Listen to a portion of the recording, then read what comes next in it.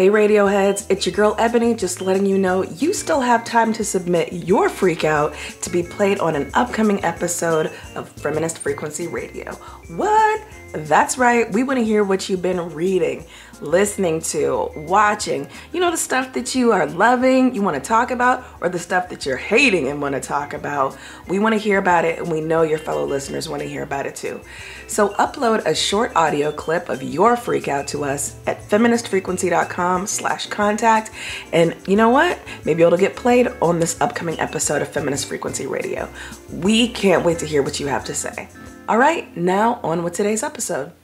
I think it's a rough time right now for anyone who isn't named Hannah Gadsby to be putting out a comedy special.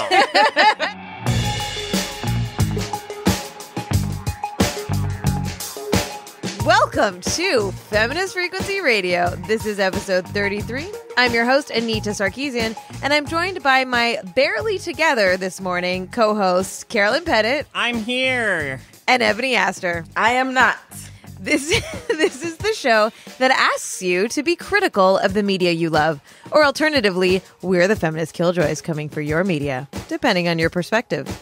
In today's show, we're going to talk about things we loved, like W. Kamau Bell's latest Netflix comedy special, Private School Negro, and things that made us want to tear our hearts out, like the current discussion about online harassment and its effects.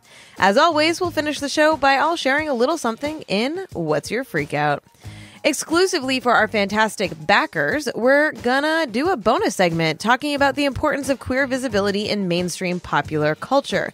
If you want access to our bonus segment and other fun perks, join our podcast community at d.rip/femfreak. Now on with the show. Hello, friends. Hey, Anita. You're both having a little rough morning. Yeah, but you know, we both pulled through the pain. I'm convinced that the government is somehow trying to take both me and Carol down. This is like an X-Files episode, right? Yeah. Like, Ebony and I are going to disappear at some point under very mysterious circumstances, and that's when Mulder and Scully are going to come around. Yeah, and they're going to find me under a bridge, like, living off the grid. Uh-huh. And whatever version of Mulder and Scully are investigating will be like, just we can protect you. And I'll be like, don't you get it, man? Right. They're everywhere, man. Yeah. So anyways, yeah, we both had migraines this morning. It sucked. We're here. Okay, but Government-induced migraines. Mm-hmm. I think that this is a future bonus segment where you do a radio show, like a dramatic, Yeah. show on the radio about your government-induced migraines. I'd love to do one of those. Hey, Gillian Anderson, will you come and do some voices for us? Wait, Anita, do you mean like a fictional radio play kind of thing? Yeah, or a radio do you mean play. Like That's an the word I'm looking for. InfoWars, Alex Jones. No, well, maybe, like a conspiracy. Like, here's what's going on. Buy gold, America. I was thinking radio play, but that could also be fascinating. So whatever. Next time we're like, what do we do for the bonus? That's going to be it. We'll just whip it up. Yeah, I am super ready for that. Caro does amazing voices that are actually distinct. All of my fake voices sound the same. But let's work on something. Yeah, we'll workshop it. Yeah, for Yeah. sure. All right. What do we got in pop culture news? So, a couple of things. First of all, I'm the only one of us who's seen The Incredibles 2. Is that right? I correct. have not. Yes, Okay. correct. So, that's unfortunate for this discussion, but so before The Incredibles 2, there's a short, as there always is, usually with a Pixar film. This film's short is called Bao, B-A-O. It's the first Pixar short directed by a woman, and it's generating some, I guess you could say, polarized reactions and responses. It's, without hopefully giving away too much, it's about a Chinese woman who is making dumplings one day. One of the dumplings sort of comes to life. It's adorable. They do all these things together. She's so happy, teaching the dumpling things, doing things with the dumpling. But as the dumpling gets older, grows up a little bit, it starts kind of shunning her, doing things with like young, very like American sort of friends. French fries? Huh? American French fries? friends. Keep going. Yeah, Keep going. Yeah, I mean, it probably does have some French fries while it's out out on the town. Cut that bad joke out. Thank you. And anyway, so I think a lot of certainly Chinese American people, even people who have had other immigrant experiences, are finding it very powerful. But on Twitter, like a lot of white people, a lot of white people's reaction to it is just like, what the hell was that? Like, I didn't get it at all. I don't understand. And there was a piece written in Polygon, actually, by, it was Petrana Radulovic, called "The Polarized Reactions to Pixar's Bao Are Rooted in Culture." And she writes at one point, because I didn't find it hard to relate to, or I had strong emotional reactions to it, and it's not in any way my experience that it's reflecting whatsoever. But Petra writes for Polygon at one point, not understanding media, be it literature, film, art, or music, is not a bad thing, but the employment of a white, mostly male perspective throughout most of American movie history means audiences have been weaned to expect one set of values for years. When something outside that demographic crosses moviegoers' paths, so often people react like a mistake's been made, like they've been provoked.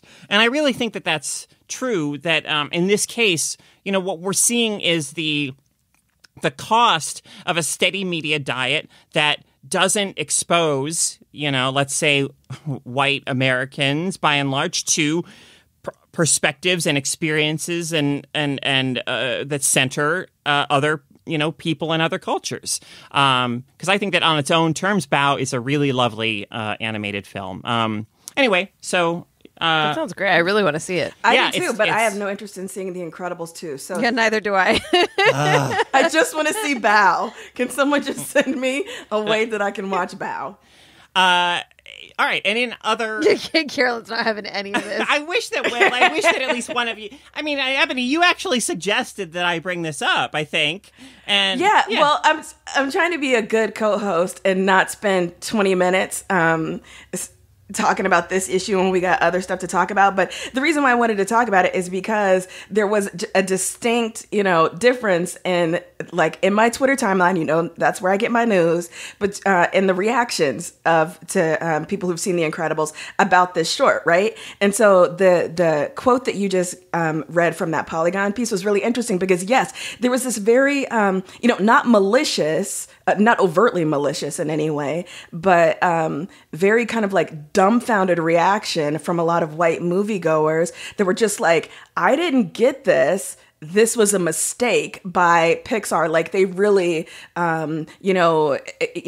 did something wrong here. I didn't get so it. Versus, tired of this shit. Other people watching it being like, wow, this really put me in my feels, whatever. And so I just thought it was very interesting because it wasn't that that people were like, this thing shouldn't exist, but there was just no attempt to understand that, oh, this comes from a different cultural perspective, and maybe I just don't get it, and maybe this requires a little something from me, as if media that doesn't spoon feed me, I'm not interested. Yeah.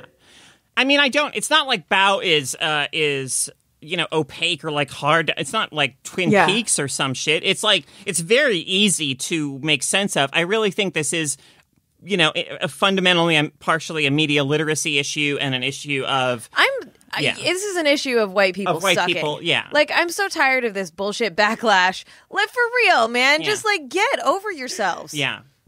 All right. Period. Mic drop.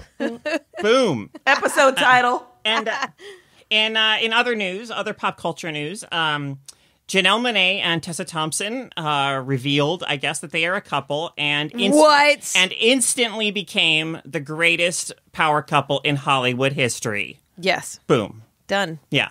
All right. Yeah. Cut, print. Yeah. When I learned that they were a couple, I haven't felt this excited about celebrities I don't personally know since David Bowie and Iman got together. It's that level. For real. It's that level for me. Yeah. So, I don't even know what else to say except I am going to be wallpapering my office in Janelle Monáe, Tessa Thompson fanfic. So Be right back. So I'm going to talk about this in my freak out and also in our bonus segment, which you should subscribe to Drip so you get access to it. But I saw Janelle Monáe perform the night before the announcement. Humble brag. Oh, fully.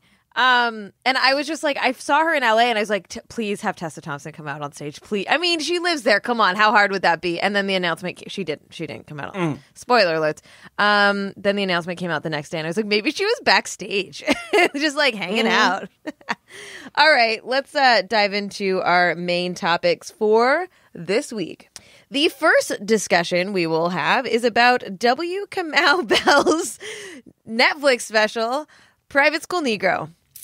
So I'm going to start off by saying I think it's a rough time right now for anyone who isn't named Hannah Gadsby to be putting out a comedy special. Because, like, here comes Hannah Gadsby and kind of changes the game and just does this thing that really leaves everyone feeling like galvanized and shaken and moved and everything. I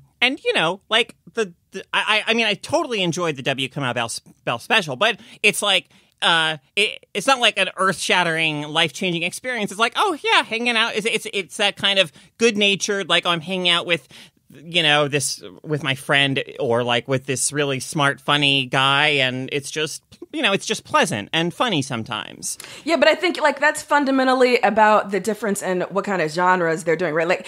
Like Hannah Gadsby's special is not straight up stand-up comedy, right? Whereas like Kamau's special, it's but they are comedy. all lumped together. I think that's something that Netflix has been really pushing, is that they keep doing these specials, quote unquote, with comedians, and they're not all stand-up specials, right? So like when you look at like Hasan Minhaj's Homecoming King, that is a comedy show, but it's not like a stand-up comedy special, right? And I feel like we're lumping all of these together. I'm doing the same thing too, but they're not all of the same cloth, right? Yeah, but I mean, it's just interesting to compare. The reason, I guess, part of the reason why I compare the two is that by the end, Kamau gets to a similar place in terms of what he wants to leave audiences with to some degree, in his own way, which is, white people suck.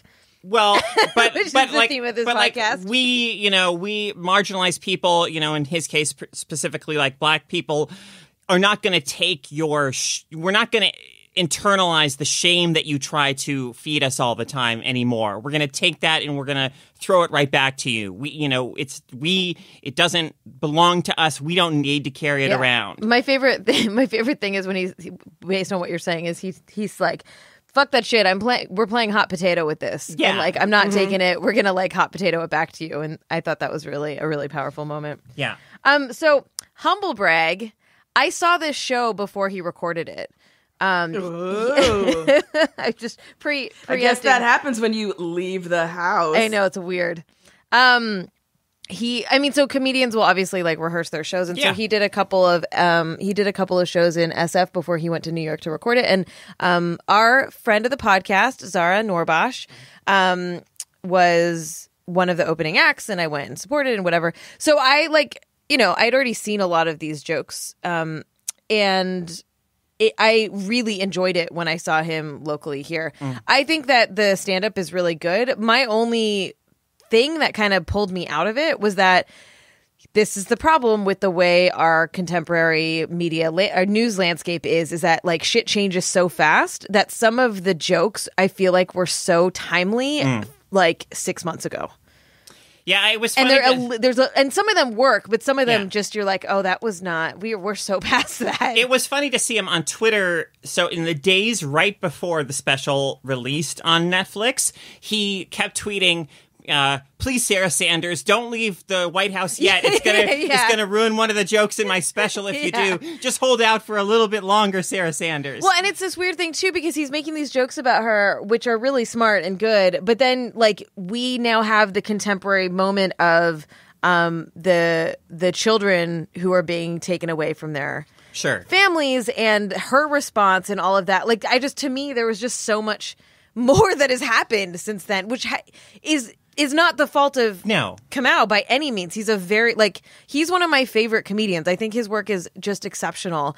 But it was like, how do you do news, current events comedy when you're recording it months and months ahead of time when everything is changing so fast at a moment's notice, you know? Absolutely. Yeah, I think part of the, like, if we must, you know, kind of plot out where Kamau's special, where Hassan Minaj's special, where Nanette Gadsby's special, Ali Wong. I'm just talking about the ones that I've seen. So obviously, you know, that's not going to be very many recently. But if we have to place them on the same kind of like, you know, comedy family tree, I think, you know, Kamau's is going to be necessarily more immediately familiar and conventional purely by virtue of the fact that he is, and he is explicit about this, he's a cisgender man, right? And so his relationship to marginalization is going to look much different than someone like Nanette or Hannah Gadsby, right?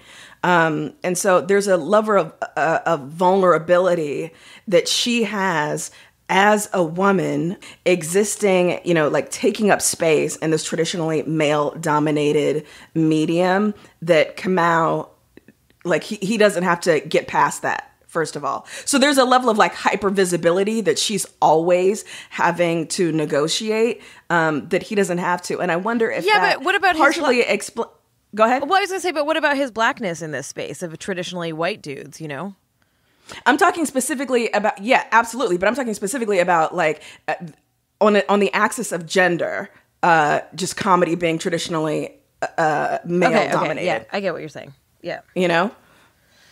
Yeah.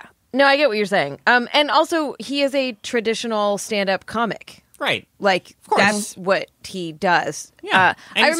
I remember the first time I saw him perform, I had like heard of him or whatever, but a friend was like, hey, come to the show. And, you know, I enjoyed it. And then he started talking about, this was 2014. He started talking about Bill Cosby. Right. And I was like, oh, fuck. And I didn't know him well enough to know. I was like, oh, great, a dude making rape jokes. Cool. And it was so smart and good and progressive that I immediately was like, oh, this dude knows what he's doing, right? Like this is, and that's when I was like, oh, my favorite comedy is always the ones that are infused with politics or identity or something like 100%. Really connected to the world as opposed to just like observations about the way people walk down the street, which can be funny and I can enjoy, but I get a lot more out of things that are attached in like deep meaning to our lives.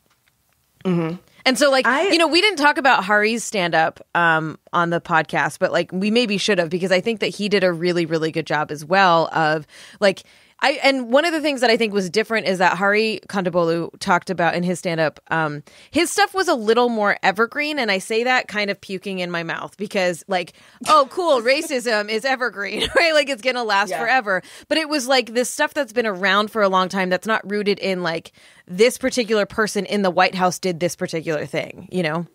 But speaking of who's in the White House, though, one thing I did really appreciate about Kamau's special is that he was kind of like, Obama kind of sucked. You know? I so appreciated that. Oh, my God. And I mean, he was right when he said, like, if you become president, you just automatically suck. Like, I mean, yeah. The institution of the presidency is flawed. Right. So I was like totally okay with him in that context of, of saying I miss Barack Obama, because in that way, like, I totally miss Barack Obama too, right? Yeah, and that he's a grown up, right? Exactly. the joke, right? Who, like, when he speaks, it's totally like coherent. It makes sense. It's like he makes good points. He's obviously smart, et cetera, et cetera. I love when he's talking about like his kids and his family because it's so inherently political to raise. Biracial kids, right. And his wife is white, and and so I think he does some really, really smart stuff in that, and like his oldest daughter sounds amazing. Sammy Bell. Yeah, you're like, oh man, you're like the coolest kid ever. Yeah. The thing that I loved most about the special, and I really enjoyed it, top to bottom, is I love Kamau's energy. You know, like he is absolutely masterful and at ease in front of a crowd. And that's something that I simply can't relate to. Y'all know I hate people. I don't like talking to people in public. The thought of being a stand-up comic and having to hold an audience in your hand and, you know, like hold that level of energy and guide that, it terrifies me. He's so good at it. And I think that's exemplified by how easily he navigates the stage, which is in the round, right? Mm-hmm. Like it takes a certain level of comfort to be like, I can be open to any side. Like my energy, I own this space and I'm fine with it, but not in a kind of like domineering, arrogant, adversarial, hostile way. He's so open as a performer, you know, like taking in and listening to things shouted from the audience, you know, like working the audience, you know, doing a kind of call and response kind of thing. Like I just appreciated it and loved his energy. And I loved how much of this special spoke specifically to me, like culturally as a Black person. So, you know, there were jokes that, you know, like when he's talking about like, you know, how he's got a million jokes about, you know, Trump is, you know, I wouldn't say he's so racist, good. But, you know, I wouldn't have him work the shea butter booth at Afro Punk or, you know, like I'm not going to have him, you know, play Overton in Living Single. Like all of those things, I felt like Captain America, like I got that reference, you know, like it was just very like affirming in my Blackness. And really, you know, we have more and more of these things available to us on a wide scale. In our modern era, but it is still so comparatively rare for that to happen, where I feel like someone is speaking to me, where I feel like I am not the person who's having to go an extra mile to plug in to something. That something was created, like a joke was created with me in mind, or with people like me in mind. So big ups, loved it. Yeah. I was also super impressed. Obviously, this isn't going to play on radio or podcast, but I was super impressed with the physical comedy of that whole section, where he's like physically embodying the idea of a white person who's like, well, I don't know. I mean, I don't know if you can really say he's so racist. And like, because I've never seen Kamau do like have like a physical component in his comedy in that way, but just that body language and everything that he was moving his body as if he didn't have a spine to be like white people are spineless, and he compares it to the tube man outside of what are they like a used car lot. It was real, and it went on for so long that like the joke just like dragged in a good way, right? Yeah, it was really good. I was hanging out with some comics the other night, and I was slightly not sober, and I was like, "You're so brave." Like the idea of like kind of going off what you're saying, the idea of stand-up comedy is the most horrifying thing to me in the world. Like I'm totally comfortable on a stage. I'm totally comfortable speaking to audiences, but like having to like purposely fail in order to learn your craft over and over and over again sounds absolutely excruciating. And it takes like a very specific kind of person to be able to like do that and be okay with that, and also be good enough to like hold an entire audience riveted in your hands, you know, right? And like, you know, like what one thing that was so great about Hannah Gadsby's is that she breaks down comedy a little bit for us in terms of the tension and creating the tension and then dispelling it. And I think Kamau is really, really good at it, and obviously good at a lot of things. He does 1.5 million things at any given moment. Before we move on from Kamau, I want to mention, because I think it's so in line with our work, the section that he does about Doc McStuffins. You know, so Doc McStuffins is this show. I think it's on, you know, the Disney Channel or something, and it's about a young Black girl who plays doctor to her stuffed animals, and her mom on the show is actually a doctor. So it totally treats the idea of Black women being doctors as like normal, which of course it should be. And like the impact of that kind of representation, like first of all, how important and necessary it is so that his daughter can see herself, see these possibilities and opportunities for herself. But the story about when they go to the doctor, and of course it's a white man, and the daughter is so skeptical of the idea of a white man being a doctor. I don't know about this. Yeah, I don't know if white men are ready. I don't know if white men are ready to be doctors. So good, so sweet and funny. We highly recommend checking it out. It's Kamau Bell's Private School Negro on Netflix, streaming. Oh my God, now. that name! I knew from the name alone I was gonna love it. Yeah. So good. Yeah, no, for sure. Go check it out, and then tell us how you think. Tell us how you think. How you think? Let me know the chemical The process mechanisms, of how thinking happens. Wow. Yeah, That's what I want. At me, Anita Sarkeesian. Fred, 1 out of 25,000. I mean, if it was real, that sounds kind of interesting, actually. Sure. Yeah, I'm down for that. Yeah. I like a little bit of science in my Twitter threads.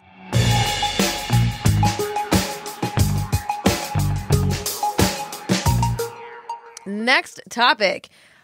My favorite all-time topic ever. It's like literally I get so excited talking about this topic every time. I've never complained about having to talk about this topic all the time. Carolyn? Yeah. Yes, hello. This was your terrible idea. Well, I seconded that emotion. You did. So I'm and also I had to nothing blame. better to offer, so here we are. So, last week there were 2 events in the news that I think are food for thought, tragic food for thought in terms of how we as a culture think about the seriousness of online harassment. So one event, so in Japan, a blogger was stabbed to death, reportedly by an online harasser, like somebody who had pestered and persecuted him just relentlessly online for a prolonged period of time. This blogger was murdered, and then of course the tragic shooting, the newspaper shooting last week was done by a man who was angry, I think, at the reporters or at the newspaper for reporting accurately on his online harassment of a woman. So it was just it was kind of surreal to me that like that night after the shooting at the newspaper office, that evening, for whatever reason, as I guess there's some morbid part of me that occasionally likes to remind myself just how pointless it is to interact with or discuss things with certain types of trolls, harassers. So, I was engaged with this I guess you could say a sea lion, who... You probably need to explain what a sea lion is. A sea lion is one of these...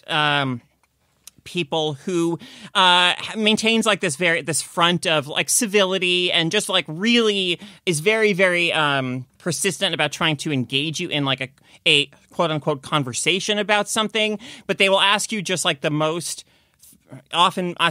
basic fundamental questions, and anything you say in response to that, it's not right enough or good enough for them. And also, like, it's clearly stuff they could Google themselves. They're not interested in it. They're only really interested in wasting your time. But, like, at one point in our engagement, the person said, first of all, they said, everyone gets harassed online. Like, just ignore it. Like, that's what everyone does. Of course, a little bit later, this very same person asked me, like, well, do you have any evidence that we live in a sexist society? Boy. So, like, that's the level that they're operating from, Jesus. right? But yeah, like, I mean, Anita, you have I'm sure, just incredibly, I mean, you have for so long been enduring people telling you to just, like, suck it up. It's just whatever. It's not real. It doesn't mean anything. Online harassment is just like, it's just people fucking around. It's all bullshit. I mean, and of course, it's never been just that, and it shouldn't be treated that way or thought of that way. But I mean, it just struck me that 2 events sort of happened in the very same week that seemed to drive home like how twisted that mindset is. Yeah. So I actually I tweeted about the Japanese blogger who was actually a security blogger. That makes it even another level of interesting, I guess. I read it and I was like, just, that's horrifying. And also, fuck you for ever telling me this shit's not real. And I kind of just like blasted out a tweet about it. And the tweet was just a bunch of things that I've been told. They're just words. You can't take a joke. You're just making it up. Boys, it's just boys being boys. It's just the way the internet is. Sign off if you can't handle criticism. It's just criticism. It's not harassment. And my favorite, the threats aren't real because she's still breathing, who I will not name who said that. And so that's it. I just threw it out with that. And what happened was, well, a lot of people appreciated that tweet. My mentions were flooded with people saying, how dare you exploit the death of a man for your own benefit?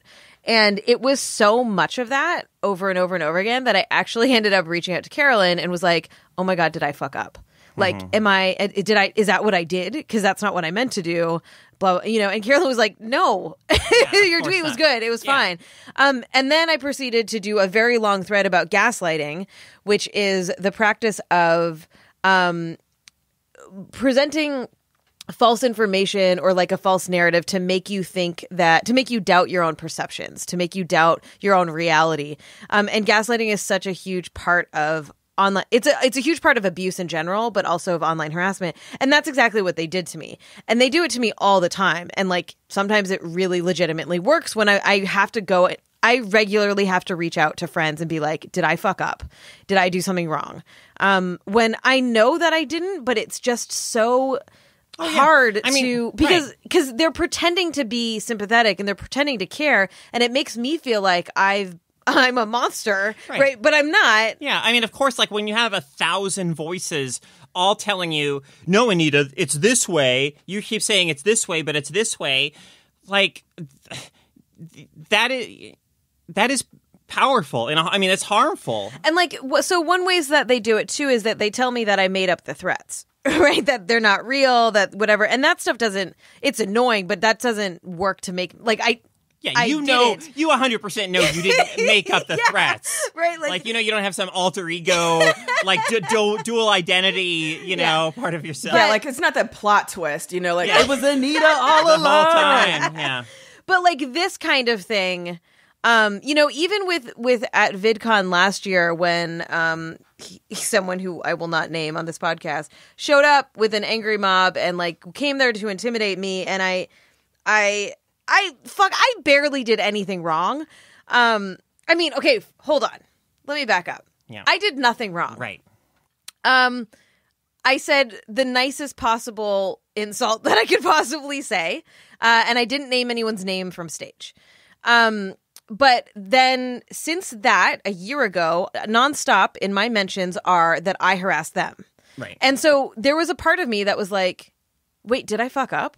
Like, whatever, I'm not going to go into that detail. But I was like, no, I didn't. Like, I literally did nothing wrong. Like, that is what they were trying to get a rise out of me. Exactly. Right. And it was, so it's just this thing where like, even though and I'm pretty confident in myself and my ability to communicate clearly and all of this stuff, like that, I still had to talk to people about it and be like, shit. Right. And it's still like the number one, the Sea Lion engagement that I had, it started at least, or a big component of it was like, they were just there to watch and listen. And it's like, I mean, they weren't. Like, they just legitimately weren't. Exactly. But like, you can't debate or argue with these people. Like, you have to it sucks because like the answer to this is you just have to take it.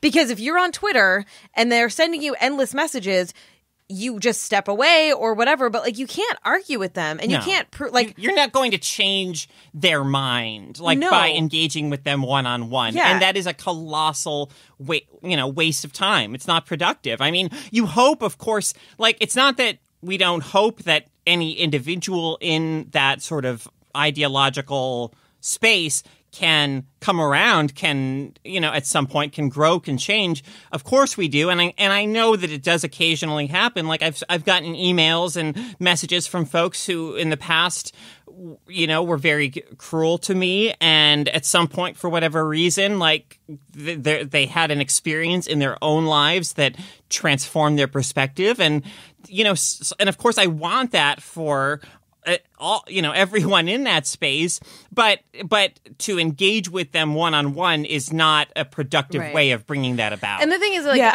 sorry, go ahead, Ebony. My time online is so precious to me because I have so many Jeff Goldblum gifts and Tumblrs to explore that spending my time trying to convince a willfully disingenuous troll of my humanity, that's not in my ministry, okay? That's not what I'm here for. But in and where I can respond, I will, not because I'm trying to convince them and make them a better person, but again, in and where I can and where I have the mental and emotional resources to do so, I will do it for the people who are watching, right?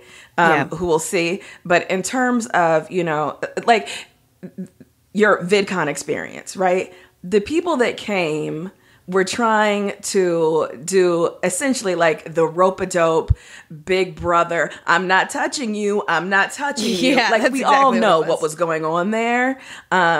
And the ways in which they can maintain like plausible deniability. Mm-hmm. Like, yeah, I came with, 30 of my boys to sit in the front row, but we weren't actively throwing spitballs at you. So how could you possibly think that we were meant to intimidate you there? And the fact that people keep falling for it is so disheartening. But the thing that ultimately just like leaves me with such little hope is the way that so many folks have bought into the abusive fiction that a certain level of abuse and violence,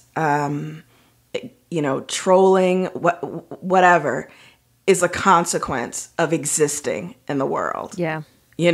Like they've just baked that into their day. So, so many people just assume like if I express an opinion online, I may be, I may get death threats, or I may have people, deploy horribly like, gendered threats against me, or it may just be standard garden variety, fuck you, bitch, or whatever. But the way that we have largely internalized that and have had to, just kind of assume that's going to happen. God, like, what the fuck? Sometimes I feel like we all just need to walk into the ocean and give up. Like, as a species, we have tried it. This experiment, like, I don't know. Our alien overlords need to come back and do a hard reset. Because what the fuck, Just the idea that purely by existing, you should have to expect and be ready for abuse. Yeah. No. And circling back to this, like, the fact that, like, online abuse isn't just... Like, so two things. One, it clearly has serious consequences that transform into physical space. And people try to brush it off as if it doesn't and that's not real, but it is. And we see that with swatting. We see that with all kinds of other forms of violence taken to targets of online harassment. But the consequences of violent language in and of itself, whether it ever becomes transformed into the physical space or not, is also deeply traumatic, right? So yeah. So someone shouldn't have to be murdered for us to say online harassment is real and consequential. It is in of itself like creating massive scale trauma across generations of people who are using the internet, who are just trying to like do their work or have opinions or transform society or whatever it is that's happening. Yeah. Yeah, I mean, I think, again, so this sea lion, like one thing he said, and something that a lot of people say is, well, everyone experiences like online harassment. And it's like, yes, but no. Like, yes, but really no. like you whatever, you play Call of Duty and some other player trash talks you a bit. Like, that is not the same as having like an extremely gendered, or racialized, flood of hate that's, kind of political, reactionary in nature, whatever, that includes like death threats and includes like all kinds of photoshopped images, et cetera, et cetera. Like not everyone is harassed in the same way. It's just not really comparable. So obviously a lot. I don't mean to keep talking about me, but I obviously have a lot of experience with this. I have so many people and friends who are like, I know I deal with harassment, but man, I look at your mentions and it's like I'd never see anything like it. Like, it's just you, like, that guy is a fucking asshole and is just totally derailing, because the reality is that our mentions are like garbage. Yeah. Like, they're just, all of us have just endless tirades of people who are coming after us as if it's their goddamn hobby or like their full-time job. One thing I wanted to say, just going back to like ignoring derailers and like just the fact that there's not a lot you can do about people who are trying to derail your conversations, is for me, what I realized is that like taking action is really helpful when you feel helpless. And that's why there are a lot of people online who will respond to their harassers, because it makes you feel like you're doing something. And that's never been my strategy, although I don't fault anyone whose strategy that is.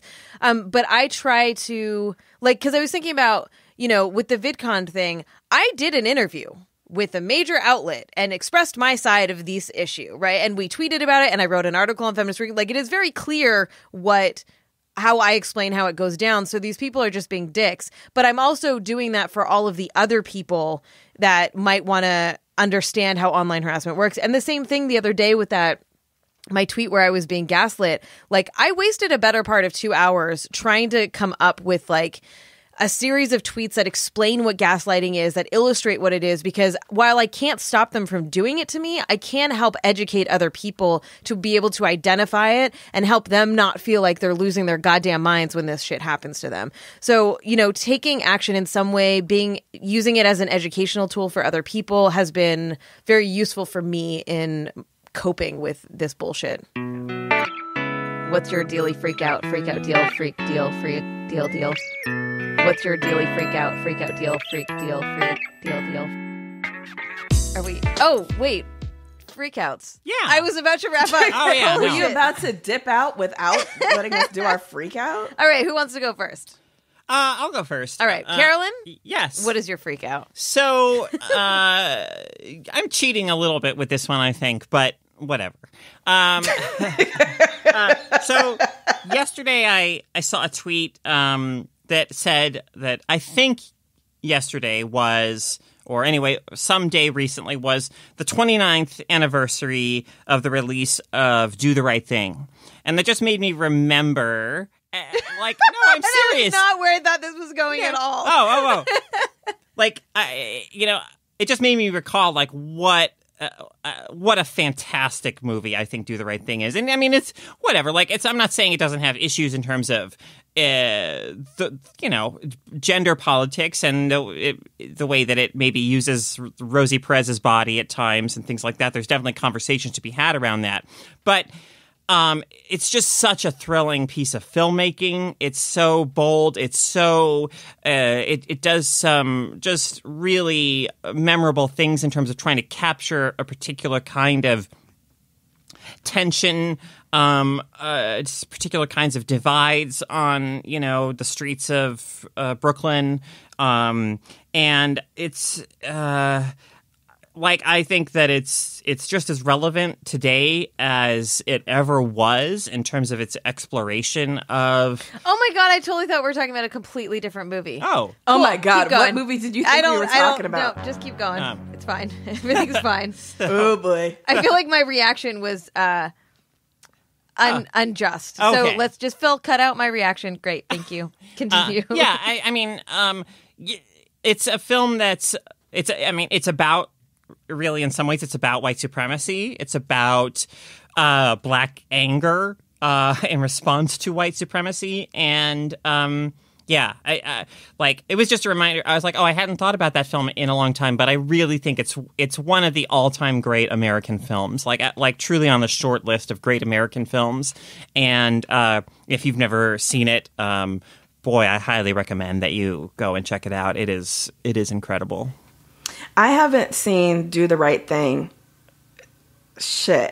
Probably like since close to when it came out, and I do need to go back into it. I have to confess, like of the Spike Lee joints that I have gone back to, it's films like School Days, which I fucking love, or Crooklyn, which is just my heart, or Bamboozled. So I'm just going to piggyback on Carolyn's freak out right here to say, if you are going to rewatch Do the Right Thing or watch it for the first time, carve out a few extra hours in your weekend and watch one of those other films that I mentioned as well. Is that your actual freak out, though? No. Okay, no. take it away, Ebony. What's your freak out? Okay, so Carolyn, you trying to take my job? No, just kidding. That was excellent. Yeah, we got it all under control. My freak out, I am once again picking up on things that other people knew about like years and years ago. So I have just started watching Fringe. Oh my God. We totally have to talk about this. Okay. Yes, we got some bonuses coming up. Let's do it. So the way that I found myself to Fringe, because I wasn't interested in it because when it was originally on, it seemed to me that so much of the conversation was about Joshua Jackson, coming from people who were like Dawson's Creek fans. And because I didn't watch that show, I was like, I don't care about this dude. So I just never dipped into Fringe, even though I was a massive X-Files fan. And people were like, you know, it's kind of a modern updating of that kind of show, right? So anyways, lately I've been rewatching Elementary. Talked about that last week. Part of rewatching Elementary is getting into John Noble as Moreland Holmes. That dude, like, what? Like, I can't even with his presence on screen. Like, I just can't. He's so good. You know? Oh, I thought you were going to go somewhere else. I was like, or give me death. That dude is amazing. And so I was like, I have a John Noble need that I need to fill. I'm too angry right now about Sleepy Hollow. So how far into Fringe are you? I just finished season 1. Like, I binged season 1. No, just wait. Dude, I can't wait. Like, I couldn't wait. So like I immediately have been going online, looking at all the Tumblrs, reading all the fanfic, looking at all the GIFs. Like, I'm so in it. I am not in it enough to actually buy the series, season 2 on Amazon though, because that's just like $30 or something. I have it to somewhere. Get it from the library. Oh, that's so cute. I know, right? Like, I'm an old woman. Like, I'm waiting to get the actual DV fucking Ds from the library. Check this out. Some other idiot in my town has season 2. They don't have any of the other seasons out, but they have season 2 out. And I'm like, whatever. How long is it going to take them to watch?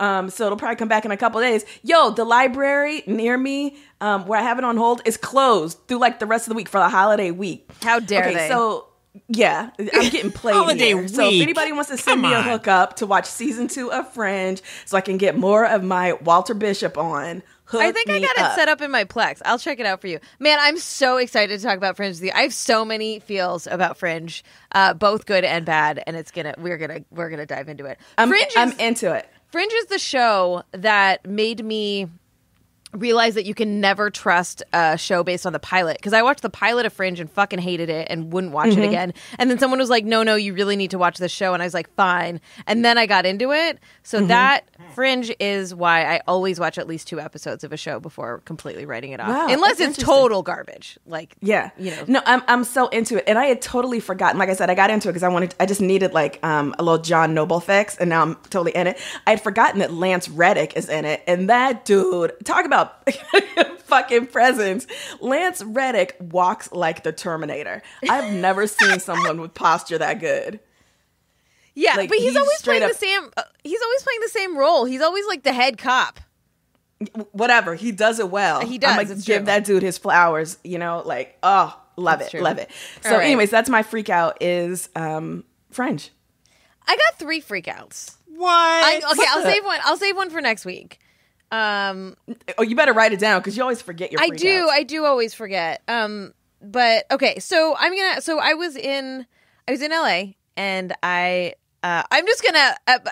gonna preempt Ebony because everything I say probably will sound like a humble brag because I left my house and went to things. Except it's just a straight up brag. Shut up. So, anyways, I left my house and went to events, which y'all know I don't fucking go out to things, but I went to a all women stand up night at the Improv, and it was really fucking good. And I was just so delighted to have a night of wonderful comedy that was delightful with really good people. So it's hosted by Marcella Arguella, who's Marcella Comedy on Twitter. And there's just a bunch of new comics that I was introduced to that I'd never heard of. So Morgan Murphy, Jamie Loftus, who will be on our podcast soon. Rad. I roped her into being a guest. She also runs the Bechdel Cast podcast. And I was actually there with our friend of the podcast, Zara Norbosh, who also performed and is wonderful.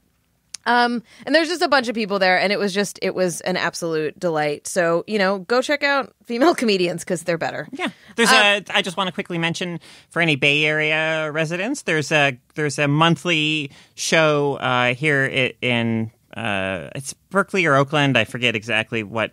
But anyway, if you look up Man Haters Comedy online, Irene Tu, who was a guest on a previous episode, usually hosts that. So we have our own great all-female comedy showcase here in the Bay Area as well. Yeah.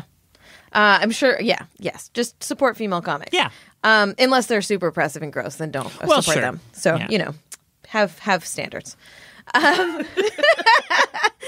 The other thing, which I mentioned at the top of the cast, is the top of the cast. I just said that, everybody. I just said that. Yeah. All right. Is I did go see Janelle Monáe, and I've seen her. This is the third time I've seen her perform. And, okay, I've always felt like she is an incredible studio musician. She is such a control freak that, everything is perfectly... everything is perfect. Everything she does, her videos, everything. But I feel like that didn't transition into her live shows as well because it just felt very robotic and it felt like, okay, we got to stand here and then move here and then do this thing. And it didn't feel free flowing like I like from my live shows.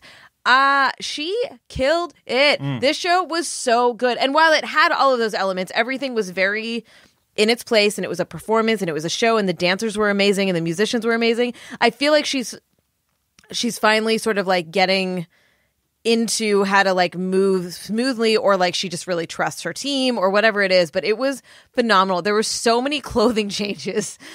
She definitely brought out the pussy pants, which I was like, yes. And then she yeah. So, okay, it was very good. And I want us in the bonus to talk specifically about how amazingly queer it was and what the audience was like, and how it just reminded me of the importance of queer representation. So I'm going to save some of the exciting, fun stuff that came on that was a part of the show for the bonus. So go to d.rip/fanfreak to listen to that. But it was really good, and she's touring right now. So if you can't, I mean, most of her shows I think are sold out, but whatever. She's great. Jeez, Anita. Sorry. I just devolved really badly there. How about I wrap this shit up? Let's do it. That was our show. You can catch us back here every single Wednesday. Remember that you, too, can join our podcast community and help us bring Feminist Frequency to you, Feminist Frequency Radio to you, the radio show, not just Feminist Frequency, although you can do that as well. But every week, we want to bring it to you, and you can help us do that at d.rip/femfreak. If you're enjoying this show, okay, everybody is making fun of me now in Slack, and okay, cool. If you're enjoying this show, please rate and review us on iTunes and tell all of your friends when you're standing outside trying to get scalp tickets for Janelle Monáe but can't get in. Be like, yo, I just heard this great podcast. You can check out I all love of our... that this was the lawless episode, like scalp tickets, help Ebony get a pirated version of Bow. Yeah. Ebony wants to watch Fringe. Can she break into the library and get the DVD? Exactly. Like, Yep. Wow. Yep. You can check out all of our work and our other podcasts at feministfrequency.com, and be sure to follow us on Twitter at FemFreak to stay up to date on all of the news. You can find us at... Carolyn Michelle. I'm at Anita Sarkeesian. And Ebony, where are you? I am at the real John Noble. Oh, is that actually his handle, though? Who knows? Whatever. You can tell Ebony your feelings about using libraries at Ebony Astor. Our producer is Phil Circus, who also composed our theme music. Hey, throwback. Do you remember when we first started this podcast and I couldn't say composed our theme music? Mm-hmm. Our producer is Phil Circus, who also confused? Wow. Oh my God. Remember that? Yeah. There's still like some tiny part of my brain that is always, as it's coming, waiting. I was like, is she going to say confused again? So you've dodged that, many, many times a row now. So I'm getting better way to at go. talking. Good job. Throwback. Do you remember when I was calling our producer by the wrong name for weeks and he never corrected me? Yes, but our Never listeners corrected me. But our listeners didn't know that part, so now they do. That Ebony confuses white dudes. It's reasonable. Y'all need to work harder at being, distinctive. It's like, All right, we'll see you next week. Bye. Bye. bye.